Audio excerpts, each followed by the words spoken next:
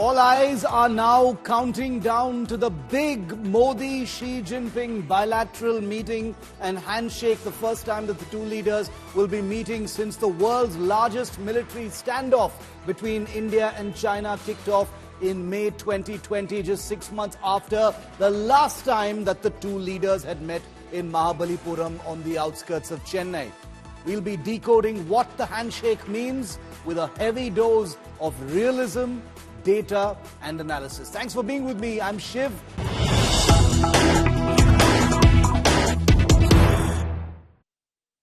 And we are standing by now for that big bilateral between Prime Minister Narendra Modi and President Xi Jinping of China. It will happen any minute now. The main sessions of the Brics Summit involving all the other leaders is underway. It's about to wrap up in Kazan, Russia.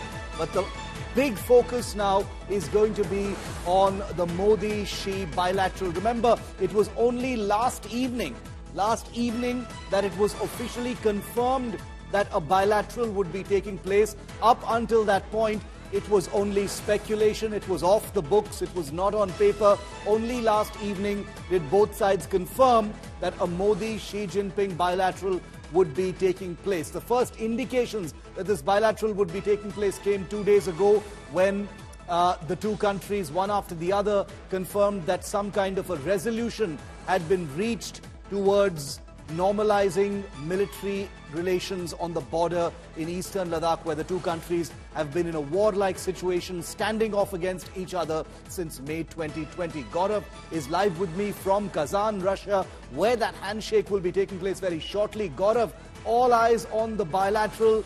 Give us a sense of the mood on the ground. There are Indian journalists, there are Chinese journalists, Indian officials, Chinese officials. What are you picking up before this big Milan? There is tremendous anticipation here in Kazan that the meeting between Prime Minister Narendra Modi and the Chinese President Xi Jinping would lead to higher directions being given by the two heads of state and government to their respective diplomats and commanders on ground to take forward the disengagement process. Or will those higher directions come? Now, China wants closer cooperation with India on the trade and economy front. India wants to ensure that disengagement leads to de-escalation and ultimately de-induction. It's a tall ask, it's a big ask, but that is India's ultimate aim, because India has repeatedly told China that every aspect of this relationship can grow only and only if there is peace and tranquility and stability at the borders. Unstable borders cannot lead to a stable relationship between India and China. So it remains to be seen whether Prime Minister Narendra Modi is able to convince President Xi Jinping peace pays big dividends and there is no profit from conflict, at least with India.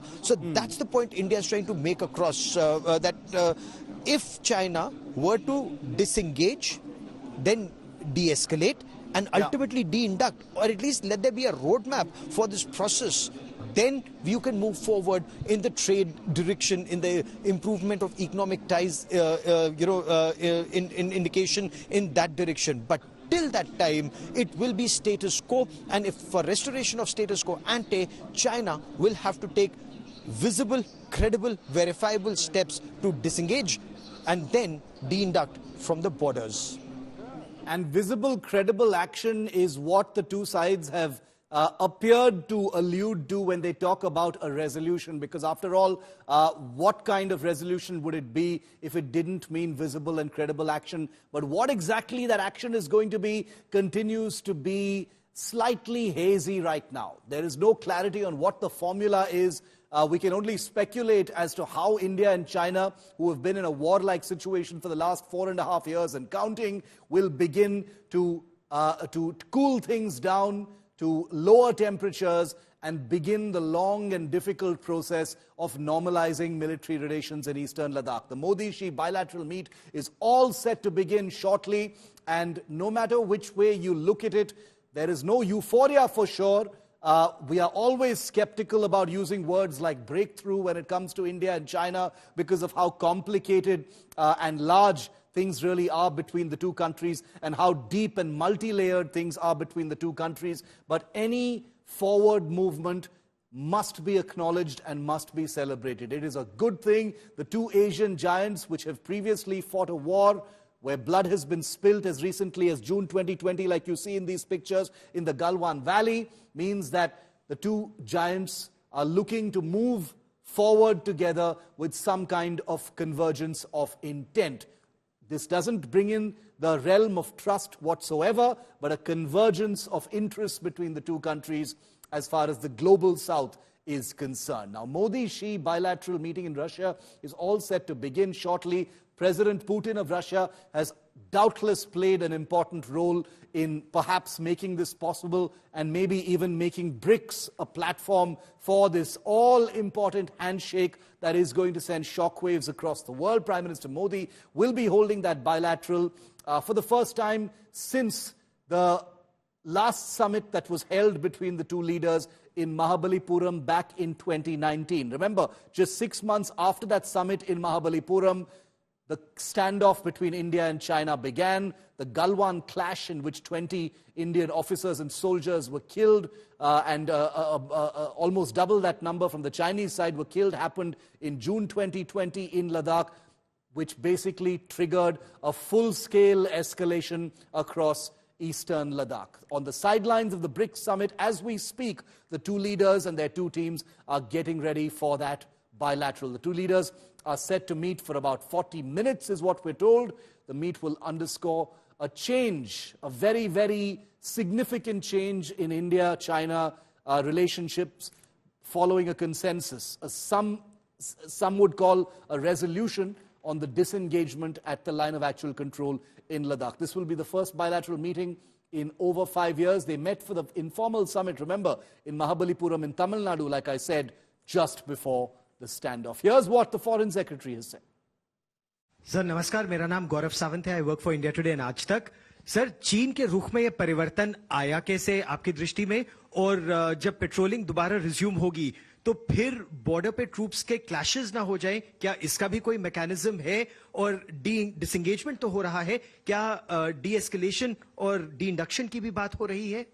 अभी जो arrangements और अभी तक जो समझौता हुआ है उसे पहले हमें ग्राउंड पे इम्प्लीमेंट करना है.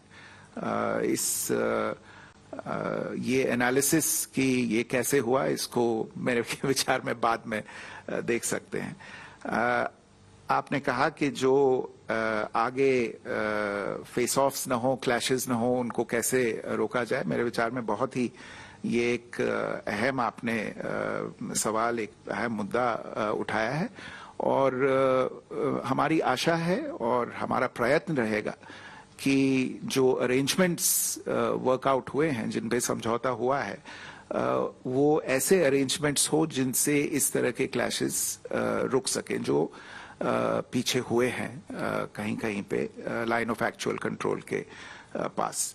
तो इसमें आगे हमें देखना पड़ेगा और लगातार प्रयत्न करना पड़ेगा, लगातार कोशिश करनी पड़ेगी कि जो मैकेनिक्स हो जो अग्रीमेंट के, वो ऐसे रहें कि इस तरह के जो क्लैशेस हैं उनको रोका जा सके. जहां तक आपका अंतिम प्रश्न है कि डिसएंगेजमेंट हो गया है या हो रहा है, और डी एस्केलेशन और डी इंडक्शन की बात कहाँ आती है, मैं फिर से यही कहूंगा कि अभी हमें पहले डिसएंगेजमेंट पे फोकस करना है और डी एस्केलेशन और डी इंडक्शन की बातें सही समय पे होंगी. Life is Ambassador Ashok Sajjanhar is a former senior Indian diplomat. Also, Sana Hashmi continues to be with us. He's a visiting fellow with the Taiwan Asia Exchange Foundation based in Taipei. Welcome to you both. I'm going to continue to stay and keep our focus on what's happening in Kazan right now. The plenary sessions at the BRICS have ended, and all eyes are now on that countdown to a bilateral between Modi and Xi Jinping. Ambassador Sajjanhar, your opening comments. You know, managing expectations is always the most important thing when it comes to India and China. You know, nobody is clapping hands or celebrating too much, but this is most definitely a positive development that the two leaders are meeting and that there is talk of a resolution or some kind of convergence for the first time in 2.5 to 3 years towards some kind of path towards normalcy in Ladakh, sir. Yeah, absolutely. Thank you very much, Shiv, for having me. I agree with you. I think this is a development that needs to be welcomed, but I think we really need to be cautiously optimistic. This is a baby step forward, but it is a step forward. So I think we need to recognize that it is a step forward. But if we want, if we want to say a normalization of relations, or in terms of the situation that existed in 2019, I think there is a long way to cover. Yeah. Because as it has been mentioned, you have stated, Gaurav has stated very clearly that trust is the most important commodity that is lacking between the two sides, and India is definitely not going to take China at face value from now on. Even earlier, I don't think we were taking them at face value, but we thought, as far as the agreements that had been signed between the two sides, 1993, 1996, confidence-building measures, that they would hold some value. But China, I think the manner in which it moved in 2020 April, and we still don't know what are the reasons for that, it seems to have torn those agreements to shreds. So going by our past experience of 2020, 2017, 2014, 2013, I think we will really need to be very careful. And of course, what is happening to this forward deployment of our troops, that is still a question mark. So we'll really have to move slowly. We do have to move slowly. Expectations need to be very, very realistic. There is no room for any kind of innocence or naivety. I would go a step further and say that trust doesn't even enter the equation anymore, really. That only strategic dissuasion, convergence of interests really between the two countries can sort of keep the peace. So that's what needs to be aimed at. Aiming for any kind of trust between the two countries, in my view, will probably be a meaningless exercise, given we are faced with a country that is highly unpredictable and most definitely not credible when it comes to keeping to its commitments. And I think what happened from May 2020 onwards is a real-world example of that. Sana, the meeting between Xi Jinping and Narendra Modi for the first time in over 5 years is going to be important because of where relations have been between the two countries. Of course, one needs to be extremely realistic, but how would you see this sudden change of temperature? Over the last few weeks, there has been a sense of conciliation. Meetings have been more conciliatory. That kind of rigidity appears to have evaporated from the Chinese side, and we both know, that is not an act of generosity. Obviously, it means something. How do you read it? How do you read the run-up to things suddenly improving in such a way that the two leaders are able to meet now? I believe that there are two perspectives here. First, from the India side, India has been very consistent when it comes to China and Xi Jinping. It was very clear from our side that Prime Minister Modi is not going to meet Xi Jinping until we really see something, a breakthrough at least. And that was definitely a breakthrough that definitely came from the Chinese side. And even if the meeting is happening, it doesn't mean that the relations are just going to be reset after this. It just means that, the communication is on. And India and the border dispute is not going to be on the back burner for India. It's definitely going to be at the front seat for India when it comes to cooperation. There is no cooperation without the dispute resolution. And India is not going to accept the repeated standoff. I think that was perhaps a warning, but if it happens next time, India's policy, India's approach towards China is going to be firmer than what we have seen in the past 4 years. Now coming to Chinese perspective. Yes. This is definitely a concessionary approach from the Chinese side. And if we look at how Xi Jinping has been approaching India and Prime Minister Modi, there was definitely a willingness, there was definitely this desire to meet Prime Minister Modi and to project to the West that India is open to cooperation with China. And also, India is not as reliable as the West thinks India as a reliable partner. This is just a projection from the Chinese side. And even if you look at the pictures, images that are coming out of the Brics Summit, you would see Russian president in the middle, and then on one side there is Chinese President Xi Jinping, and on the other side, leaders. Yes, Sana, go on. On the other side, there is Indian Prime Minister. So this idea, of course, it's about BRICS. BRICS is being projected as something that is a huge development. It's a very successful summit. But apart from that, there are also projection of RIC being alive. and RIC is going to be the next big thing after BRICS. So Yeah. definitely there is there is strategic thinking from the Chinese side as well, as in Prime Minister Modi didn't meet President Xi Jinping in any of the summits, on the sidelines of any of the summits. And this was primarily one of the reasons why Chinese President Xi Jinping didn't come to India to attend G20 summit, because he didn't get a bilateral with Prime Minister Modi. So that actually tells that there is no difference in India's approach. So India hasn't really become soft on China. India has got something, and this is one of the reasons why we are seeing this bilateral today. But definitely Chinese side has been showing some concession, has given some concession. Details are of course unknown as of now, but we can't really expect much from the Chinese side. We have seen in the past that the olive branch was extended in 2019. We saw Galwan, our soldiers have died. So I'm not really very optimistic with what Xi Jinping is going to offer to India. Okay, very, very important context that Sana lays out for us, which is that the bilateral has been asked for from the Chinese side, not just this time, but earlier as well. But India has been consistent in refusing a bilateral unless there is some kind of visible concession or a visible intent towards forward movement. And that kind of intent appears to have been achieved this time. And I agree with Sana. The details of that concession are not very clear right now. There are many questions the managing expectations of what those concessions are is going to be key to understanding how this actually unfolds. Ambassador Sajanhar, when the two leaders meet, we're told that they're going to be meeting behind closed doors. Obviously, there will be a photo op. Then they will meet for about 40 minutes. What kind of conversation? I'm asking a question that millions of people watching would like to ask. What kind of conversation takes place behind closed doors between these two leaders in the context of what has happened over the last 4 years? A war-like situation, bloodletting in Galwan, like Sana referred to, now a sudden intent towards normalizing things. From a diplomatic perspective, you've been a diplomat, you've been in those closed doors rooms where discussions like these have happened. What would the two leaders potentially talk about? Yeah, Shiv, let me sort of, frame it, bring the context here. I have attended a large number of such diplomatic meetings, closed-door meetings, but I think this is very, very special. This is very, very different. This is very, very unusual. So I think it's very difficult to predict as to what it is going to be.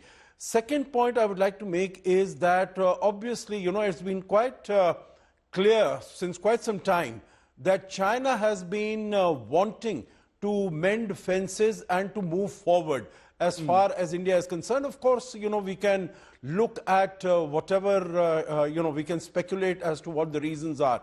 That Gaurav had asked this question to Vikram Misri yesterday, Foreign Secretary, and he said, okay, we'll look at that, going forward. But I think many reasons. One is, of course, you mentioned, Sana mentioned, that, India had very clearly indicated that it is not going to budge, it is not going to move as far as, our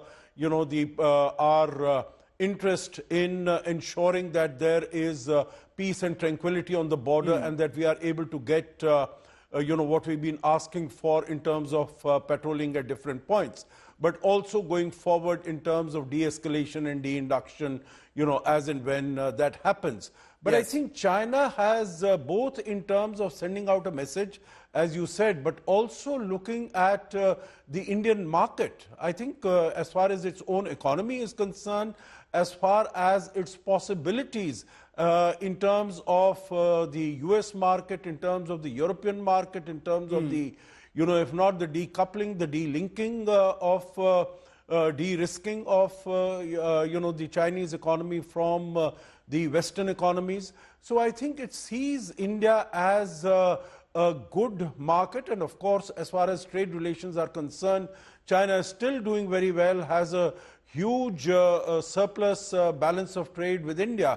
But still it sees that there are possibilities. So I think once when if one were to speculate as to what possibly is going to happen, I think both the leaders, Shiv, realize that these are big countries, 1.4 billion, large economies. One second largest economy in the world, one about to become the third largest economy in the world. So how have they to manage their relations? So I think it is under this weight of realism that both these leaders will be meeting when it is a one-to-one, and possibly trying to, as he said right at the beginning, this is a, what has happened is a baby step. It's a tactical move.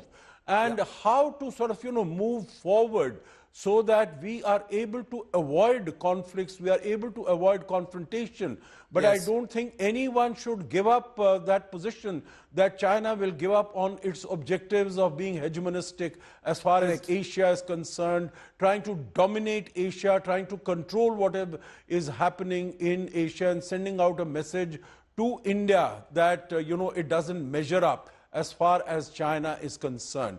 So I think it will be under all those realities that this conversation is going to take place. No, I'm glad you mentioned that because, the one thing we can all agree on is that China is not a country that likes sharing strategic space. So there are very good reasons why this air of concession is taking place now. There is no question of India being sort of blindsided by what's going on. India is very much a player in this 4D chess tournament that appears to be going on. Let's never forget that the West, the United States, Europe, the EU, are all players in what is taking place at this point of time. The pulls and pressures, geopolitically speaking, often simplified quite often on social media to say, oh, look how Canada and the United States have delivered India into the hands of Russia or China, or the other way around. That may be very, very simplistic to scholars like all of you, but, to the public at large, it really does seem like a large global-scale chess tournament going on between the big powers. And at one level, it also stands to be true. Welcoming onto our coverage, Antara Singh Ghoshal, who's a well-known China scholar as well. Antara, welcome. Thank you for being with us. Your comments as we count down, Antara. The meeting between Modi and Xi Jinping is expected to begin any minute now, unless it has already begun and we still don't have the live pictures there. So it could come any moment now. But your opening thoughts on this handshake.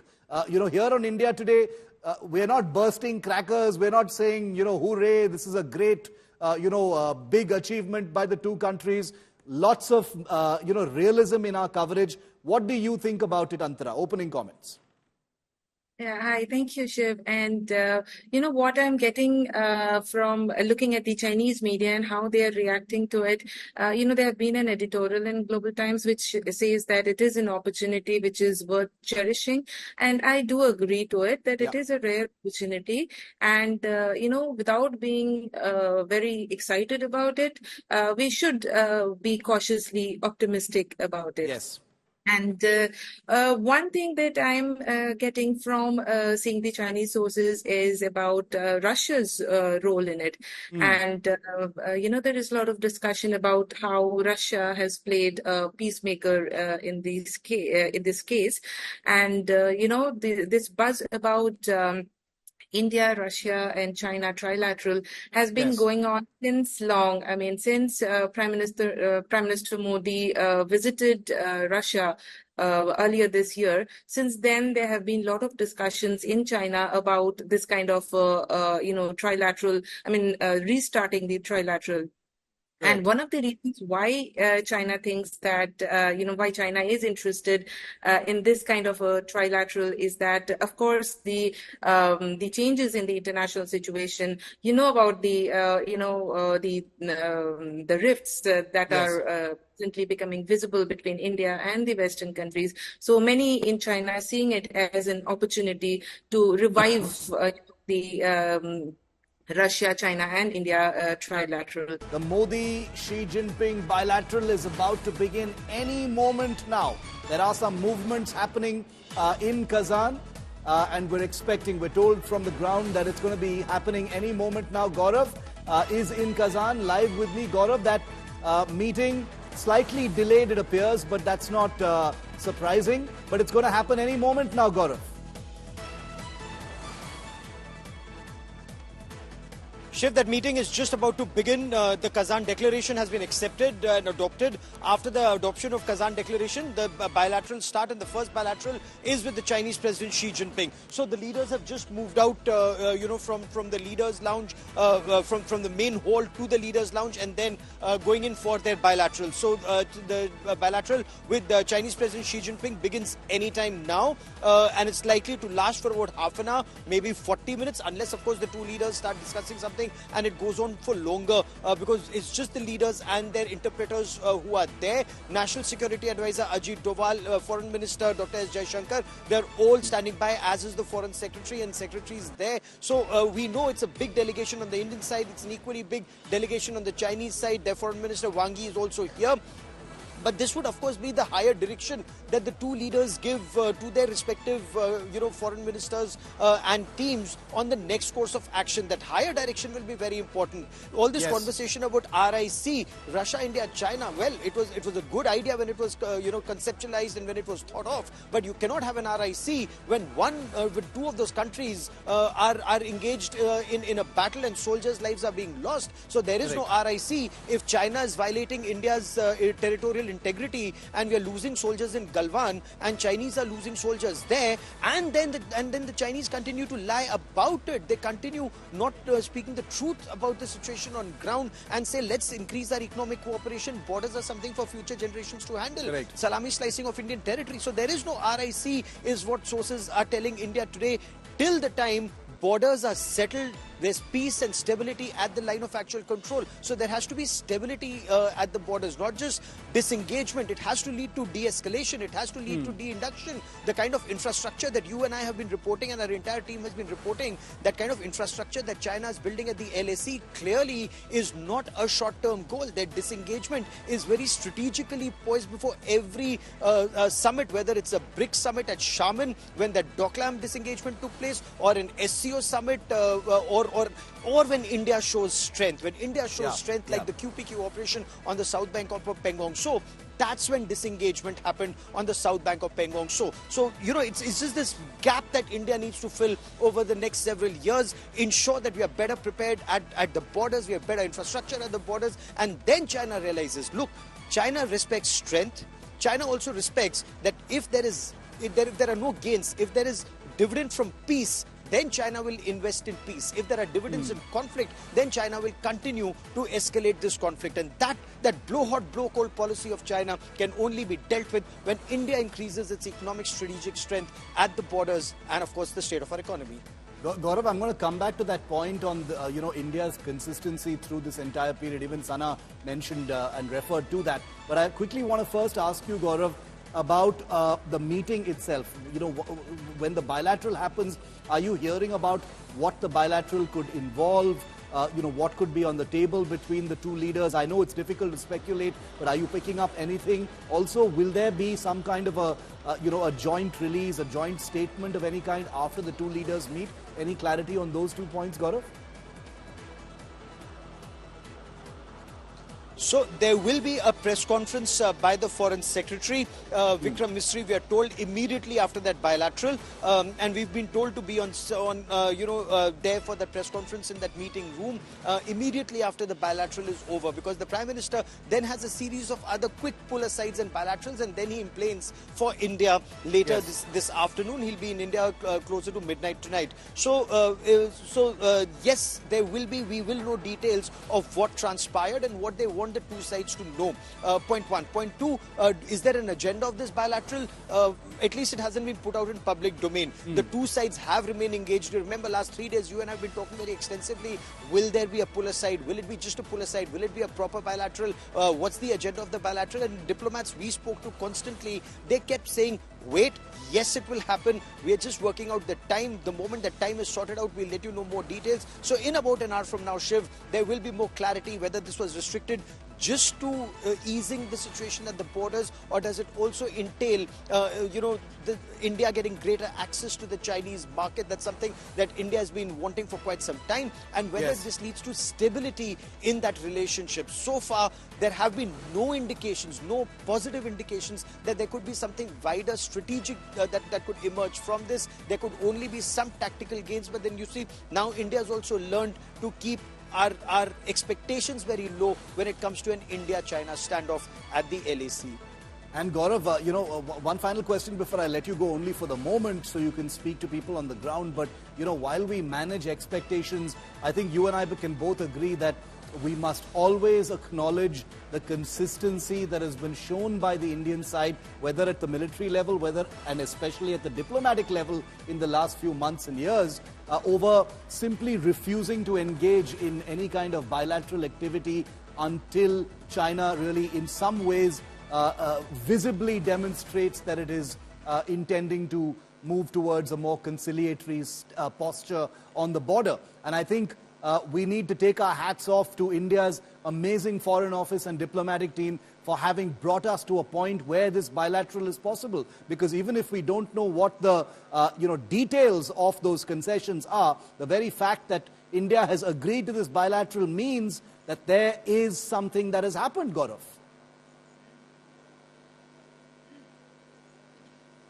Shiv, you're absolutely right, and there are multiple factors that go into this. Do keep in mind, you and I have reported this from ground zero in Ladakh. China only respects strength. So when India did a quid pro quo operation, when India started dominating the Chinese Moldo garrison, when India was dominating the G219, that's the only situation when the first disengagement happened. And that was when the two countries had their tanks virtually 50 meters from each other. An accidental shot fired could have led to massive escalation, just as the Galwan incident almost did. So that's step one. Step two, extremely crucial. The subsequent disengagement only happened when India wasn't very clear. India wasn't giving any clarity on whether there would be more engagement with China. Even earlier, 73 days Doklam standoff, when China wasn't clear whether India is coming for the Xiamen Brics Summit. It's only then that China agreed to a disengagement. So Gaurav, just wanted to quickly interrupt you to tell our viewers that the bilateral meeting has started. We've got a confirmation from Gaurav and his team on the ground that the bilateral meeting between Prime Minister Modi and President Xi Jinping has just begun, and Gaurav will be sending us the first pictures in just a moment from now. So we can confirm that after over 5 years, Modi and Xi Jinping are in the same room, meeting with each other one-to-one. It's a bilateral. They've got their teams with them. The meeting has just begun. It's a big milestone moment, viewer. Expectations and reality are something that are very much being kept in mind by the Indian side and doubtless from the Chinese side as well. But the fact that these two leaders, representing two countries that have been in a military standoff, in a war-like situation for 4.5 years and counting, means that some forward movement is to be expected. Gaurav, confirmation coming in that bilateral has begun.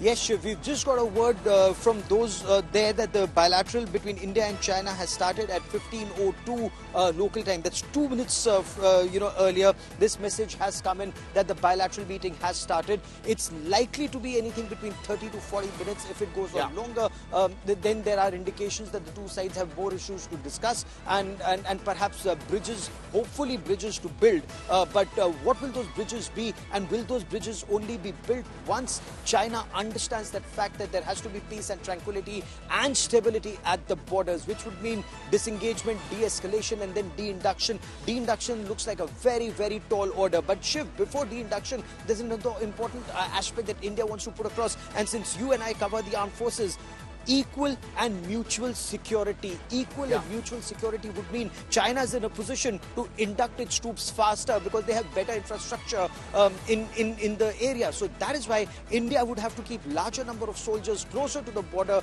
until that trust factor can be rebuilt, so that equal and mutual security is something that the two sides have sparred on really multiple times at the military level talks. And India has been able to send across that message that China will have to de-induct even further for the time it takes its troops to once again come back to the borders. Also, China in the past, they would leave their military hardware and only take their soldiers back, and next year come back, use the same military hardware to move forward from their training area to their op area or operational area. So this time even that infrastructure, the military hardware has to move back to the peacetime location. So there are these nitty-gritties that are also being worked out. And if I may just add a quick point from what I've been able to pick up from our sources, Shiv, patrolling so that it doesn't lead to another Pangong Tso or Galwan kind of an incident. 4 weeks in a month, it's being split into 2 weeks. That's one of the formulas that's been agreed to. Let's say week 1, India patrols up to our patrolling points. Week 2, the Chinese come up to their claim line. Week 3, once again, we patrol to those to our claim line. Week 4, once again, they come to their claim line. That way, there's no accidental patrols meeting each other or any fisticuffs. They inform each other. Yes. It will be a section plus platoon minus. So section plus means 10 to 14 soldiers. Platoon minus means less than 20, 23 soldiers. So anything between 10 and 15 soldiers, they will only go. So and they will inform the other side. So these are some of the nitty-gritties that have either been agreed to or talked about. Higher direction of war from the leadership is what is required at this stage, Shiv, is what sources are telling India today.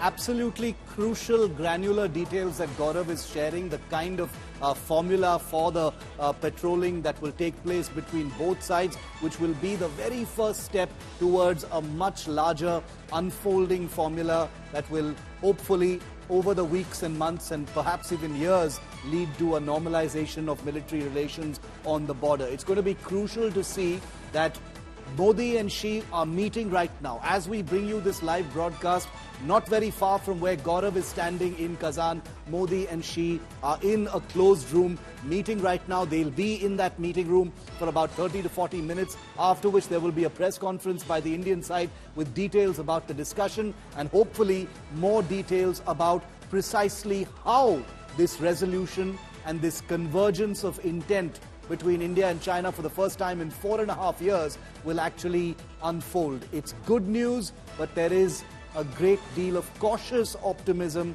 as well, considering India's experience as far as China is concerned in the past. Gaurav, continue to stay with me. I will come back to you. That meeting is on. Also bringing in for some analysis, Lieutenant General S.L. Narasimhan, one of India's best-known voices on China issues. He's also a former defense attaché in the embassy of India in China. General Narasimhan, welcome. Good to see you. That big anticipated bilateral meeting, sir, between Modi and Xi Jinping has just kicked off, we can confirm, in Kazan.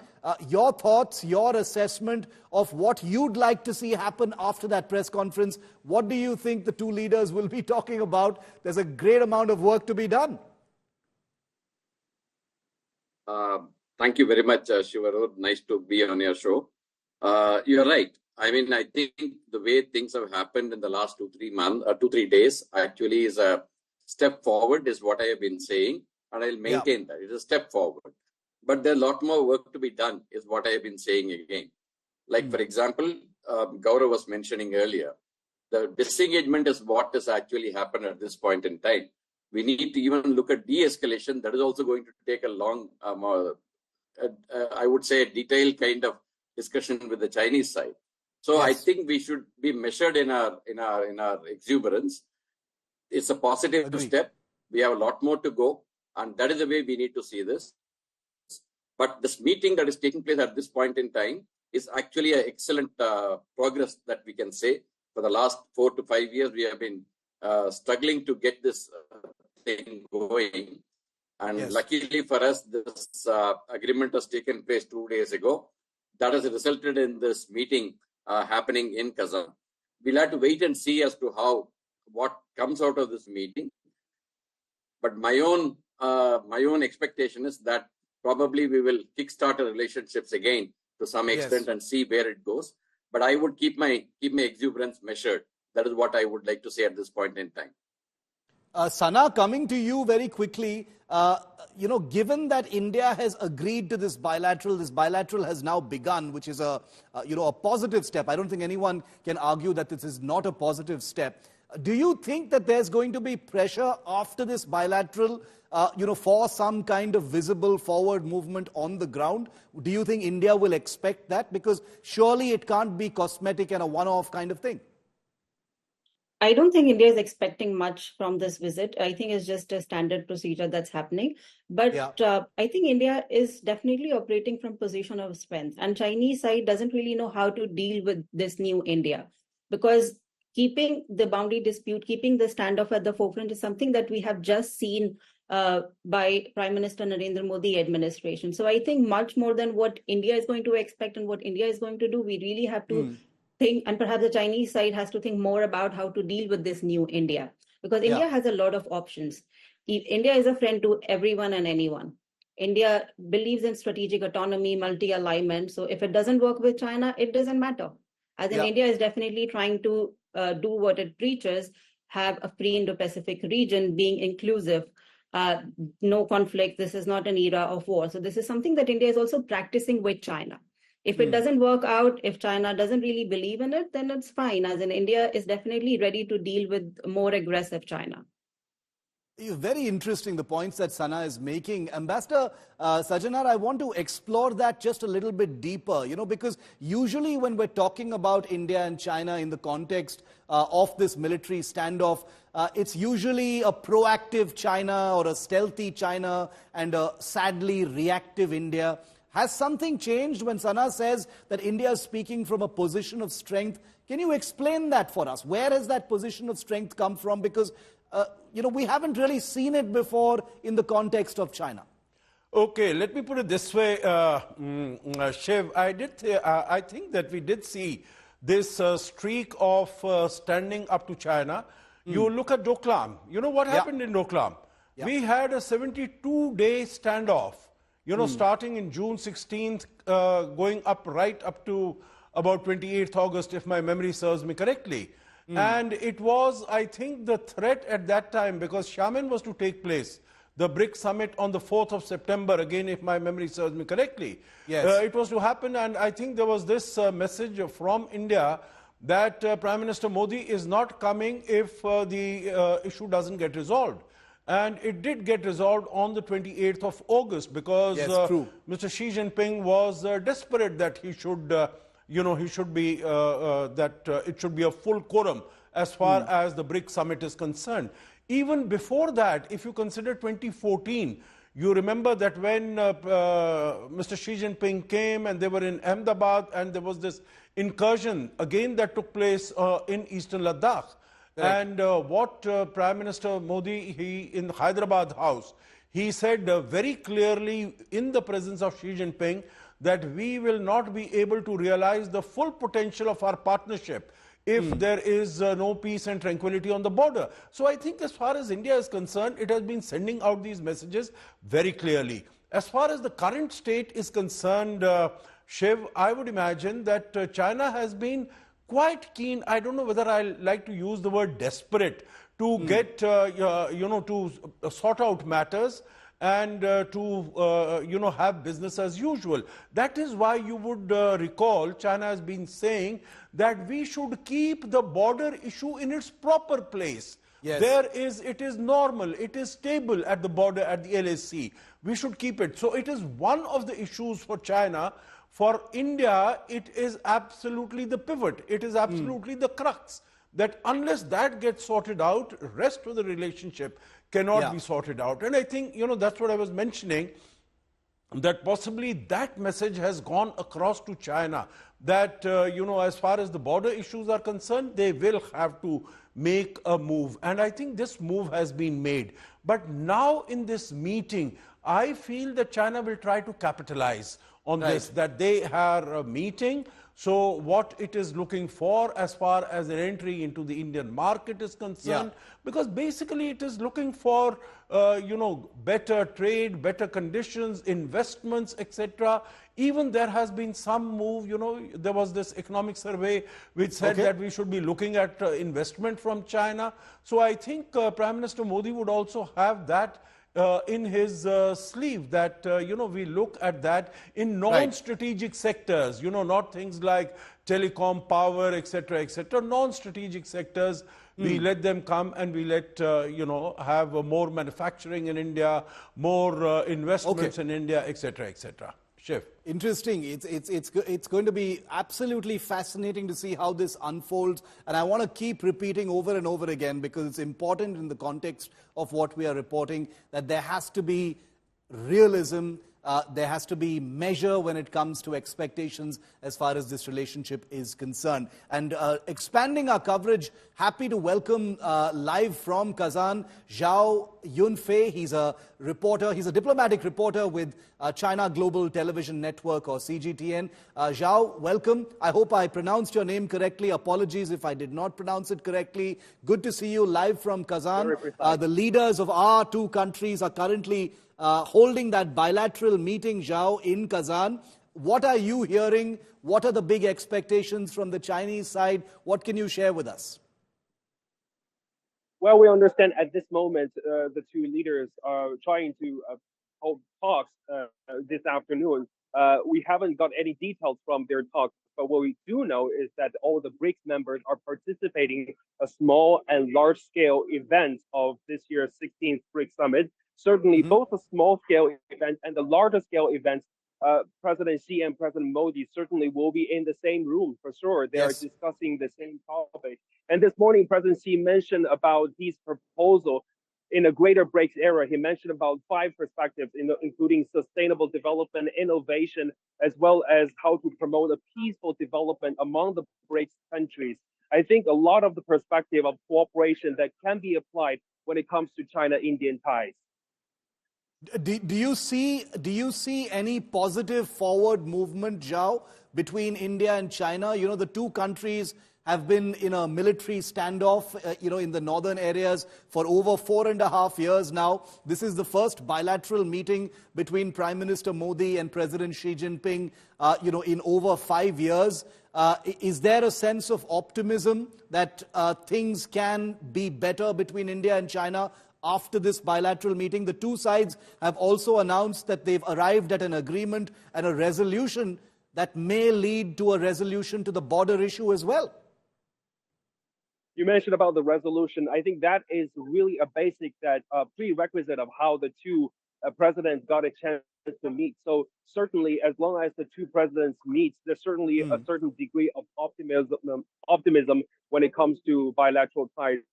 When it talks to the standoff, China says that the two sides have been reaching agreements, and it really fulfills the spirit of when it comes to disputes, the political settlement is always a good solution. Yeah. How is this issue viewed in China, if you can tell us, Zhao? The India-China issue, the dispute that's been taking place, the hostility that has defined the relationship because of the military standoff over the last 4.5 years. How is this viewed in China? Well, people, of course, understand the situation.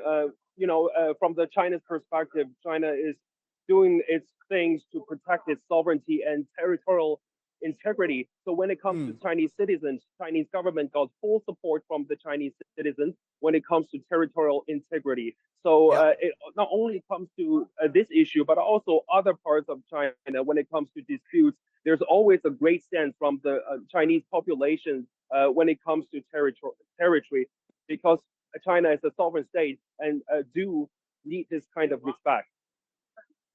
Does the Chinese public view India and China being, partners in Asia as a good thing? Of course, healthy competition will always be there, but in the Chinese public eye, do they view better relations between India and China as a good thing?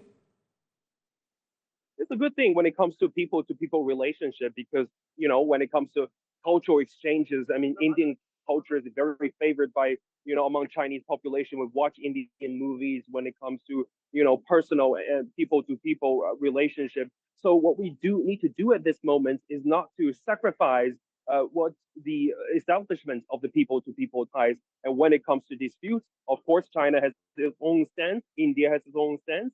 But the great part is that we seek for common ground when it comes to disputes and seek for political settlement. One final question, Zhao, before I let you go, because I know you're busy there in Kazan, which is that the India-China relationship is very often seen through the prism of India's relationship with the United States and China's relationship with the United States. And at this point of time, there is some turbulence between India and the Western countries. There seems to be a larger tug of war at play. How do you see that? The fact that this bilateral between China's president and India's prime minister is taking place at a time when India is experiencing some friction from the Western powers.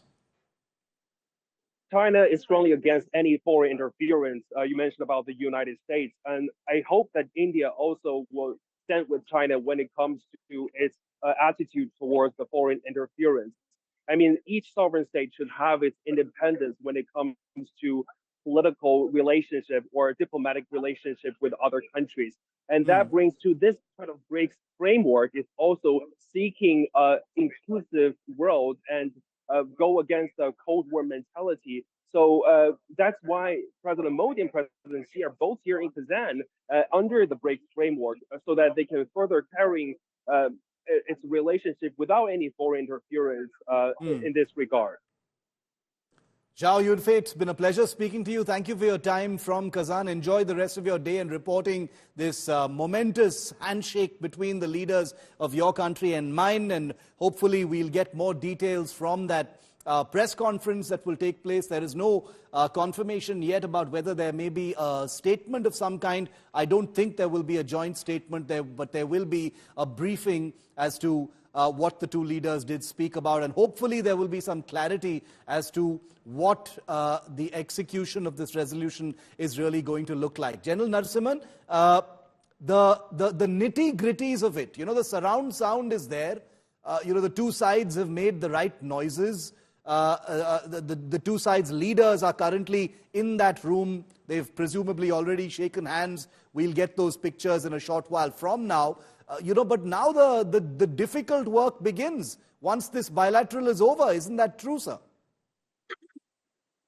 Very much. I mean, that is the hallmark of this meeting. I think the legwork for all these things which we have been discussing for the last about half an hour or so are going to start after this meeting.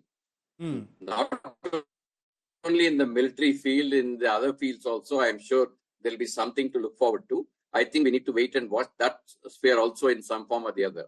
One thing that is very clear is that India has been making it very clear to the Chinese as to what its position is on the boundary issue, and that if that gets a forward movement, then other things can go forward. I think that is a formula that I think will be worked out. Let us see. I mean, the hard work actually will be starting now after this meeting is over. Antara, how do you think India has changed between May 2020 and now vis-a-vis China? Forget about trust, etc. Trust is a kind of very ambiguous virtue that keeps creeping into conversations when we talk about India and China. But I think we can all agree that trust is a thing of the past. It's about convergence of interests. But in your view, as a scholar who's looked at India-China issues, how has India qualitatively changed since May 2020 vis-a-vis China? See, the change, India's change has been, of course, like, my co-panelist also talked about it, how India has put a more muscular stance, a more, it has hardened its stance towards China. But this meeting, I would say that we should not judge India's stance based on this particular meeting. As I told you, we should be cautiously optimistic about it. The relation between China and India is too complex to be sorted out in just one meeting. So there is territorial dispute is just one of the issues. There is water resource allocation issue. Is competition for regional influence. So all these are real issues that cannot really be sorted out in just one meeting, and even within BRICS, if you see India's differences with China, they continue to linger. Say, for example, yuan as a BRICS based currency, we do not agree to it. Then there is issue of rupees inclusion in BRICS. So that is something that China doesn't agree to. So if you look at China's, if you look at what happened in the last BRICS Foreign Ministers Summit, you would notice that it was the first time that no joint statement has been issued by the grouping. And the reason is because of India's membership to UNSC. So there are various differences that continue to exist, and we should be very cautious about what is happening, and we should not expect that everything will be sorted with just one meeting. So I think maintaining the sanctity of BRICS as a grouping has been an important reason why India has gone ahead with this meeting. And the messaging from BRICS, the message from those three leaders, Modi, Putin and Xi Jinping, in the most viral images from Brics this time. That picture on your screen right now, I think, has really in many ways told its own story. That's the other big story, apart from, of course, the Modi-Xi Jinping meeting that's on right now. I'm going to request all our guests to continue to stay with us as I go into a very quick break. Remember, Narendra Modi and Xi Jinping are in that room right now. They're about halfway through their big bilateral meeting on the sidelines of the Brics at Kazan.